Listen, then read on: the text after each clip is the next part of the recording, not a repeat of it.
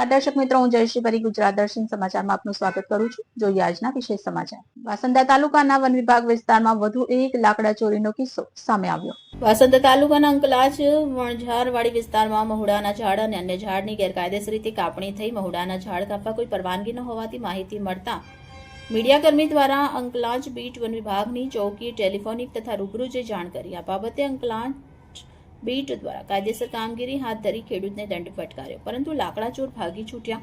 લાકડા ચોર પર કેમ કોઈ કાર્યવાહી ન થઈ? જે લાકડા ચોરે ઝાડ કાપ્યા હતા તે જ ઝાડના લાકડા વાહનમાં ભરી માંડવ ખડક ગામના ઈંટના ભઠ્ઠાના માલિકને વેચ્યા.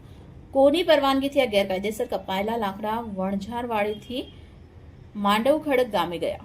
શું ખેડૂત પર દંડ વસૂલાત કરી કપાયેલા ઝાડને વન વિભાગના ડેપોમાં જમા કરવામાં આવ્યો હશે? જો જમા થયા હોય તો સવાલ એ ઊભો થાય છે કે કપાયેલા ઝાડના લાકડા ઈંટના ભઠ્ઠે કોણે વેચ્યા? કોણ છે આ લાકડા ચોર કે વન વિભાગમાં જમા કરેલ ઝાડના લાકડાને પણ ઉપાડી ગયા? આ જ મહુડાના ઝાડના લાકડા ઈંટના ભઠ્ઠે નજરે પડ્યા ત્યારે તાત્કાલિક અંકલાજ બીટના ઇન્ચાર્જ ફોરેસ્ટ રંજનને ટેલિફોનિક જાણ કરવા વારંવાર ફોન લગાવવા છતાં મીડિયાકર્મીનો ફોન ન ઉપાડ્યો. સવાલ ઘણા ઊભા થાય છે. શું અંકલાજ બીટના જવાબદાર કર્મચારીની લાકડા ચોર સાથે મિલીભગત હશે? જપ્ત કરેલ લાકડા અન્ય ગામમાં કેવી રીતે વેચાયા? કોણે કાપ્યા અને કોણે વેચ્યા? ખબર હોવા છતાં લાકડા ચોર પર રહેમ નજર રાખવામાં આવી રહી છે કેમ?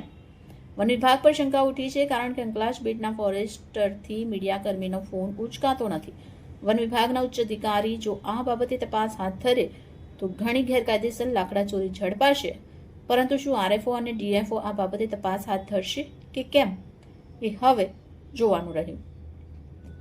રિપોર્ટ અમિત મૈસુરિયા, ગુજરાત દર્શન સમાચાર, વાસંદા.